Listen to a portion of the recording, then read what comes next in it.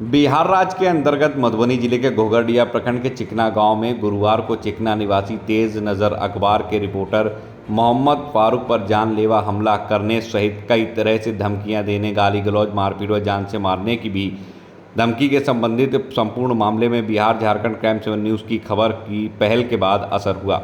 नागरिक प्रशासन, एसडीओ सह अनुमंडल दंडाधिकारी फुलपरास हरकत में आ गए।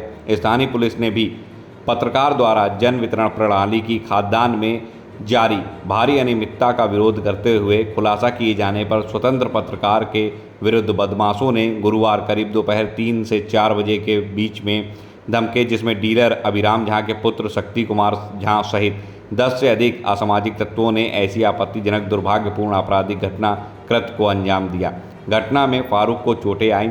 उन्होंने पीएचसी घोघरडिया पहुंचकर प्राथमिकी इलाज भी कराया, जिसकी पुष्टि की गई। संपर्क करने पर थानाध्यक्ष सर्वेश झा ने बताया कि त्वरित गति में थाने में प्राथमिकी दर्ज कर कार्रवाई शुरू कर दी गई है। बिहार से पवन झा आजाद की ये रिपोर्ट देखिए, क्या कुछ खबर कवर की है पवन झा आजाद ने और क्या कहा पत्रकार फारूक ने। झारखंड क्राइम 7 न्यूज चैनल में आपका स्वागत है। एक खबर अपडेट है हमारे न्यूज चैनल के माध्यम से। मैं Pawan Jha Azad, Bihar Jharkhand crime 7 news channel के लिए। कल जो है घटना हुई है मधुबनी जिले, बिहार अंतर्गत मधुबनी जिले के घोघरडिया प्रखंड के चिकना गांव में एक पत्रकार जो है, तेज नज़र के पत्रकार मोहम्मद फारूक के साथ जो है डीलर के जो पुत्र हैं उनके द्वारा जो है घटना की गई है। एक तो अनियमितता का मामला सामने आया है, इसका उजागर हो चुका है, इसकी पुष्टि भी है। हम लोग इस मामले में समाचार माध्यम से हम लोगों ने इसे उजागर भी किया है, इसकी पुष्टि भी हुई है। और सारे संबंधित जो पदाधिकारी हैं जिला से लेकर के अनुमंडल स्तर पर सारे पदाधिकारी की इस आशय की जानकारी विजुअल खबर के माध्यम से तमाम जानकारी जो है इनको दिया गया है। इनको जानकारी है इनके साथ कल घटना हुई है। एक तो अनियमितता के इन्होंने जो उजागर किया विरोध करते हुए, और कल जो है इन्होंने पकड़वाने की भी पूरी कोशिश, लेकिन एमओ जो है मिला हुआ है, मिलीभगत है। तो निश्चित रूप से इस अनुमंडल के पदाधिकारी को और जिला प्रशासन को इस मामले में कार्रवाई करनी होगी। एमओ के खिलाफ भी कार्रवाई करनी होगी, क्योंकि एमओ जो है वो भी इस अनियमितता में मिला हुआ है। और जो इस प्रकार के जो तथाकथित जो भ्रष्ट या जो भी मतलब कम वजन चोरी करने वाले, ब्लैक मार्केटिंग जो करने वाले डीलर हैं उसको बचाते हैं, और इसमें जो है सो वो बाधक हैं। और प्रशासन की भी छवि को, बिहार सरकार की छवि को भी जो है कहीं ना कहीं खराब कर रहे हैं ये ऐसे भ्रष्ट पदाधिकारी। तो ऐसे एमओ यहाँ मौजूद है। तो जी बताइए क्या घटना हुई थी, आप अपना नाम परिचय देते हैं। मैं एमडी फारूक, मैं एक स्वतंत्र तेज नगर का स्वतंत्र पत्रकार हूँ।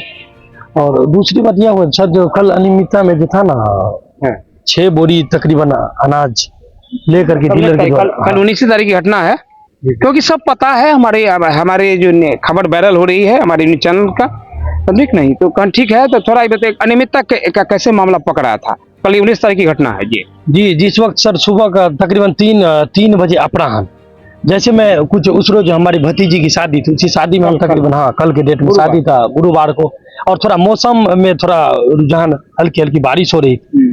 तो जैसे मैंने बाहर निकला ना, तो उस वक्त मैंने देखा डीलर के द्वारा उसके ठेला पर तकरीबन 6 बोरी चावल, तकरीबन 3 साढ़े 4 कुंटल के तकरीबन में अनाज होंगे जी।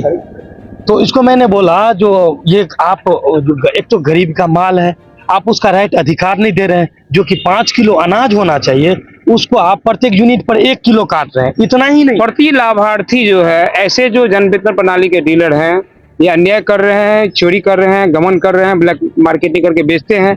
तो प्रति लाभार्थी जो है एक जो केजी है, 1 किलो है, किलोग्राम कम दिया जा रहा है प्रति लाभार्थी। जी जी, इतना ही नहीं। फिर जैसे ही माल जिस वक्त मैंने पकड़ा, काला बाजारी का माल था, काला बाजारी का जो माल जैसे मैंने वहां 6 बोरी जी सर, जिस वक्त मैंने उनको जब्त किया उसी वक्त मैंने एमओ साहब को फोन किए।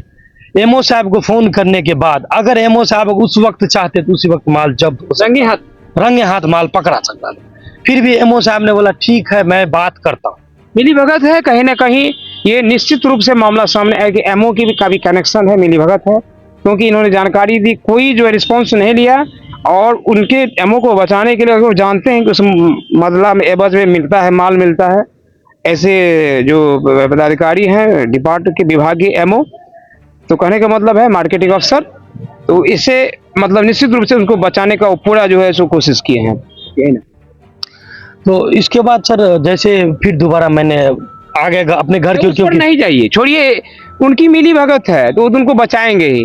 तो कहने का मतलब है जो वो मामला अनियमितता के मामला को पर प्रकाश डाली थोड़ा, मतलब उसको क्या कैसे चलता है खेला।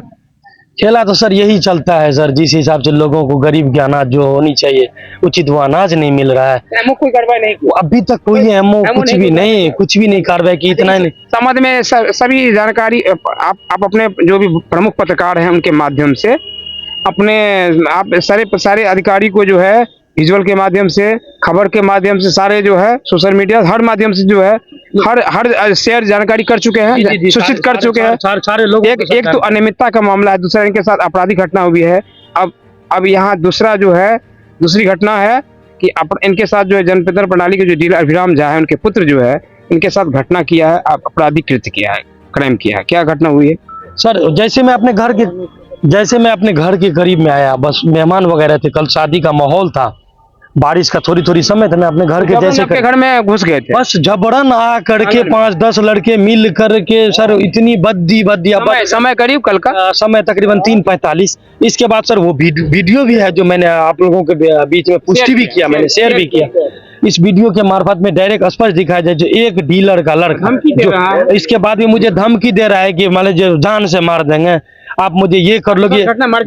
जी मारपीट भी किया है मेरे साथ। इसके बाद मैंने गला दबा गया, मोबाइल जबरन अभिराम झा डीलर के पुत्र के द्वारा जबरन मोबाइल मेरा छीनने का प्रयास कर ताकि मेरी सबूत मिट जाए। अब बताइए, एक पत्रकार का अगर मोबाइल जो मिट जाए इसका मतलब ये तो हो गया जो सबूत खत्म हो जाए।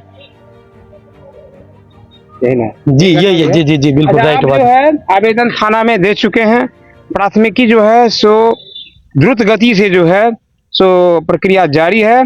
और मतलब एक तरह से इसके में हम पुष्टि करते हैं, हमारा न्यूज चैनल, हमारा पत्रकारों का टीम इस चीज को जो पुष्टि करता है कि एफआईआर प्राथमिकी दर्ज करने की कार्रवाई तेजी से जारी है। और सारा कुछ यहाँ में एक चीज मैं कहना चाहता हूँ पवन बाबू, जिस तरीके से मान लीजिए हम पत्रकार, व्यक्तिगत एक फारूक पत्रकार को ही नहीं बोला, तमाम पत्रकार को इसने धमकी दिया है ना। व्यक्तिगत तो मुझे नहीं है बिल्कुल। अगर हमारे पत्रकार जगत को इसने इस तरीके से धमकी दिया, बिल्कुल छेड़ दिया।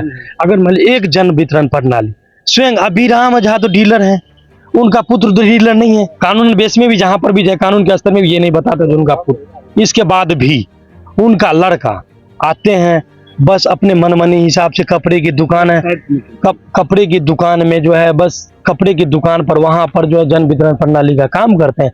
गोदाम कहीं और है जन वितरण प्रणाली का, जहां पर बोर्ड लगा हुआ वहां अलग है। ये अपनी कपड़े की दुकान में वहां अंगूठा लगाते हैं, फिर छोटी सी पर्ची देते हैं, लोग अपना जाते हैं, फिर इसके बाद अनाज कम मात्रा में वजन में, बस वजन के हिसाब से अगर बात प्रति लाभार्थी कम जो है सो